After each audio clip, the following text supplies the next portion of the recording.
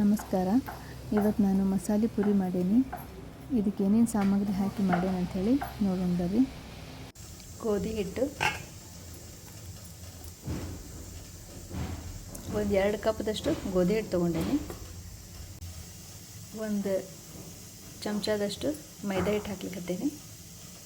ಒಂದು ಅರ್ಧ ಚಮಚದಷ್ಟು ಜೀರಿಗೆ ಪೌಡರು, ಚಿಟಿಕೆ ಅಷ್ಟೇ ಅಜ್ವಾಯಿನು,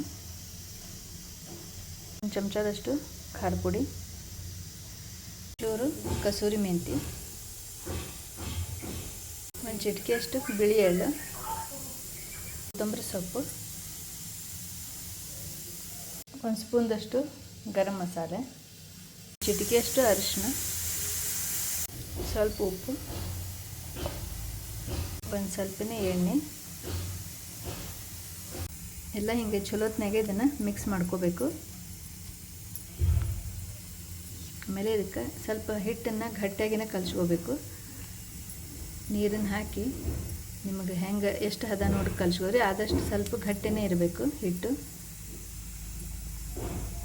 ಹಿಂಗೆ ಇಷ್ಟು ಗಟ್ಟಿಯಾಗಿ ಕಲಿಸ್ಕೊಂಡು ಒಂದು 15 ನಿಮಿಷ ಇದನ್ನು ಮುಚ್ಚಿಡಬೇಕು. ನೋಡಿರಿ, ಈಗ ಇದು ನೆನೆಲಿಕ್ಕೆ ಇಟ್ಟಿದ್ನಲ್ಲ, ಚಲೋ ಮೆತ್ತಗಾಗ್ಯದ. ಈಗ ಇಲ್ಲಿ ಎಣ್ಣೆ ಕಾಯ್ಲಿಕ್ಕೆ ಇಟ್ಟೇನಿ. ಈಗ ಪುರಿ ಲಟ್ಟಿಸ್ತೇನೆ. ಹಿಂಗೊಂದು ಉಳ್ಳಿ ಮಾಡಿ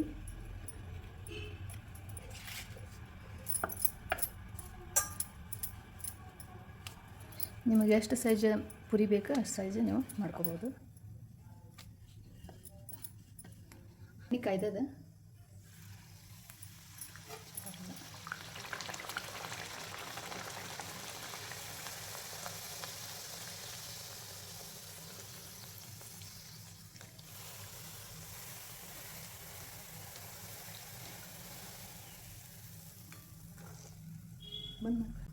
ಈಗ ಒಂದು ಸೈಡ್ ಆಗಿದೆ. ಈ ಕಡೆ ಇದನ್ನು ತಿರುಗಿ ಹಾಕ್ಬೇಕು. ಹಿಂಗೆ ಮಸಾಲ ಪುರಿ ರೆಡಿ ಆಗ್ಯಾವು. ನೀವು ಮಾಡಿ ಹೆಂಗಾಗ್ಯಾವ ಅಂತ ಹೇಳ್ರಿ.